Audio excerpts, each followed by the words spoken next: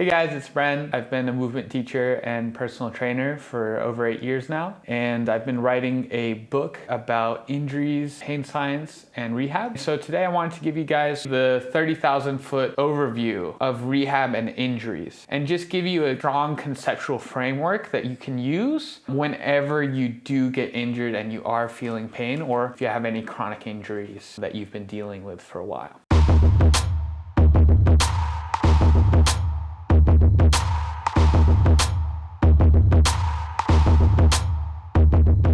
So the first thing to know is that you are going to get injured. There's sort of a trend out there of saying that we're bulletproofing certain joints or muscles or whatever. It's not the reality. It's not something you can do. We can reduce the risk of injuries. There's a lot of things we can do to reduce the risk and decrease the severity when they do happen. But it is a reality. There's nothing we can do to make it so that you don't get injured, unfortunately. But there is a lot we can do when you do get injured. And so I think this is a much more useful and powerful thing to talk about, actually, than trying to avoid the injuries in the first place. What we can do when shit does hit the fan. We can do a lot. So what actually happens when we get injured? First of all, for the purposes of this video, I'm going to use pain and injuries interchangeably. Let's say for now that if you have an injury, you're feeling pain, and if you're feeling pain, that is an injury. Pain is an output of the brain fundamentally 100% of the time. Intuitively, we like to think that pain means our body is damaged, and this makes a lot of sense, but it's not the case. Pain is actually your brain sending just a warning, it's sort of a danger signal that it may want you to back off of something for whatever reason. So your body doesn't actually have any pain receptors. The closest thing we have to pain receptors are what's called nociceptors. They're sort of free nerve endings. These nociceptors sense certain stressors. They sense chemical stressors, for instance, toxins, poisons, inflammation. They sense temperature, so something is really hot or really cold. They sense mechanical stimulus. When they sense those stimuli, they're going to send a signal up to the spinal cord, and the spinal cord will then send a signal up to the thalamus, and that goes to the rest of the brain. And then the brain doesn't just take that and output pain. It does what the brain does. It recognizes patterns, and it makes complex calculations of what is going on. What is the threat? Just because there's nociception doesn't mean there's a threat. This is really interesting, and this explains a lot of weird things that we see. Intuitively, you would think that if you get injured and you go do an MRI and we see what's actually going on at your joints, that you're gonna see that something is damaged, something is torn.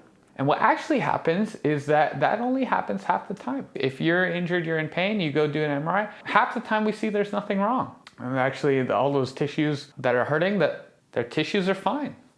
And so what's happened is just the brain has decided that there's some threat there, even when there isn't a threat to the tissues. And the opposite happens just as often. When there's no pain, but we go do the MRI, and actually we find all sorts of things are going on in tissues. So things are torn, yet we can have no pain and a lot of function. We can be able to do all sorts of incredible things, and actually even at an extremely high level of athletic performance. There was a study of MLB pitchers, for instance, and you would think that these guys in a competitive sport doing one of the best things the human body is designed to do, throwing, they're doing it really, really well. And you would think that if anything is wrong with their shoulder, they're screwed, right? You would think their shoulder's got to be perfect tip-top shape, right? But you get a bunch of these guys, you do an MRI, and you find that a lot of them have all sorts of things going on. They have full thickness rotator cuff tears. They have all sorts of crap going on, but they're just fine. Their body can deal with it. It can adapt in other ways, and it can decide that, yeah, that nociception signal, that's not a big deal. There's a wonderful example from Lorimer Moseley in his TED Talk. So the story goes that he's essentially walking around outside, and he goes and he sort of stubs his toe on something. What happens? There's a nociception signal from the pressure on his foot that goes up to the brain, and the brain says, okay, something happened to the foot, but what's the environmental context, right? What's happening? We're walking, we must have just tripped over something, right? Not a big deal. He keeps walking, and then he later passes out, and turns out he was bit by a poisonous snake. What's interesting, 6 months later, then he's walking around again outside, and he keeps walking, and he stubs his toe over something, and is in excruciating pain. He's like on the floor, howling in pain for, so it feels like minutes, and his friend comes over and looks at his leg, sees what's actually wrong, and and nothing's wrong with his leg. He just has a scratch from some twig. What's really interesting is in the first example, it's a very similar initial signal of nociception. Something happened, there's some pressure here, and the brain decides in the first scenario, this is no problem. Even when later, there's going to be further nociception from the poison from the snake. Because again, the brain decides, that was no problem, I just tripped. In the second example, when he trips again, even though the nociception from just stubbing his toe is very minimal, his brain decides that what happened before when this happened? He nearly died. So, wow, this is a big threat. Like, this is not just stubbing his toe, like, he could nearly die again. This is the same thing that happened. And so he has this, incredible pain until basically his brain really put 2 and 2 together that, no, this is not a snake bite. It's literally just a scratch. So it's a really wonderful example to illustrate how much the brain plays a role in pain. So the body is a very powerful and complex system. All parts of the body respond and adapt to stimuli, or lack thereof. There's a really nice concept from Nassim Taleb of anti-fragility. So what he says is, imagine if we have like a vase, right? That's sort of a classic example of something that's fragile, say a glass vase. So what would be the opposite of this fragile vase? And maybe we would think intuitively that it would just be a metal vase, right? This glass vase, we apply a certain amount of force and it breaks.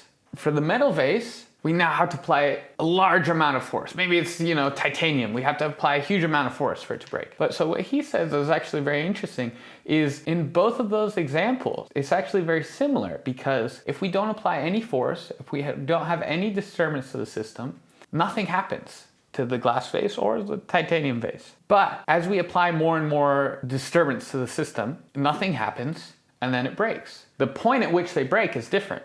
But the overall response is actually not really opposite. It's kind of shifted. So what do you say the opposite of a fragile vase would be an anti-fragile vase? So instead of a vase that if we disturb it, if we move it, we shake it, we hit it, nothing happens. And then if we hit it hard enough, it breaks. It would be a vase where if we move it, we shake it, it gets stronger. It adapts to that. And then later, if we apply an enormous amount of force, then it breaks, sure. But there's a fundamentally different curve, a different type of response to stimulus between this anti-fragile and fragile system. So this is a really good way to conceptualize the body. The body is a perfect example of an anti-fragile system. If we think of that anti-fragile vase, bones are a perfect example of that. That's exactly how they work. Here's the other part of it. We apply a certain amount of force and they respond to it and they get stronger. We apply a huge amount of force and they break. But if we don't apply anything to it, it gets weaker. It's fundamentally different. So there's this trend with people to sort of overvalue the biomechanics. Here's the thing. If we think about basic engineering, if I have this chair, this is a great example because this chair is pretty flimsy. And so we've got 4 legs on this chair. And if I were to start sawing off one of the legs on this chair, and let's say I saw off half of it. Now, the more I sit on this chair, again, just like the vase, things are only going to get worse for this chair. As I sit on it, maybe I jump on it, I move around, that leg that's weakened is going to get worse and worse, and at some point it's going to break. If I apply a lot of force to it, or I apply forces repeatedly, and I just wear this thing down and break that leg. And then what's going to happen after that, if I continue, and maybe once we lose a third leg, and we've only got 2 legs left, now this thing is totally going to collapse. And so engineering-wise, this is totally a thing, and I absolutely agree with this. But your body is not a fucking chair. We are alive. We respond to stimulus. We have a fundamental capacity to respond to and adapt to stressors. This chair does not get stronger when I put forces on it. My bones get stronger when we apply forces to it. If you were going to try to make me as weak as possible, as fast as possible, one of the best things to do wouldn't be to try to injure me at all. Put me in space with no gravity and no stimulus for a month and you see what happens. With astronauts, they do all sorts of exercise when they're in space. It's a big deal. They're all in incredible shape. They're super healthy. They've got all sorts of machines and different things up there to do as much as they can for loading and stimulus for the bones. But when they get back to Earth and they've got gravity again, they can't walk. They can't even walk because they have so sensitized and weakened without those stressors. Unlike this chair, if I leave this chair alone, it's going to be fine. Actually, this is the best thing for the chair. But for your body, this is one of the worst things you can do. And so this is a really, really important distinction that a lot of extremely smart people have a tendency to forget. So the most important thing I want to give you guys with this video is permission to go by feel. What I mean by that is if you have pain, if you have an injury, you don't need to go get an MRI, to go get a biomechanical assessment, to go do any of those crazy things. Because what's going on at the tissues doesn't matter that much, if you can consistently make it so your body can do more and more things with less and less pain over time, not just, in a short period of time, but say over days, you are getting better. It doesn't matter what an MRI says. It doesn't matter who says what and how smart they are and what letters come after their name. If you can do more with less pain consistently, you are improving. And that is really, really important. All you need to do is find some stimulus at some intensity, some duration, some frequency, all optimized and maybe tinkered with. That's going to help you improve, help you feel better, be able to do more. So what is that stimulus that's going to allow us to move better with less pain? What is that best stimulus going to be? It's nothing crazy. It's not some weird new myofascial release technique with a fancy massage gun. It's not sleeping in some hyperbaric oxygen chamber. It's not rest. It's movement. Thanks for watching. I hope you learned some things. I've dealt with a lot of injuries myself. I've helped a lot of clients and students rehab their injuries over a number of years. So I know this stuff works and I know how hard injuries can be to deal with. Let me know what you guys have done to overcome injuries and pain that you've had. If you liked the video, it does help the algorithm and me if you click the like button, and have a wonderful day.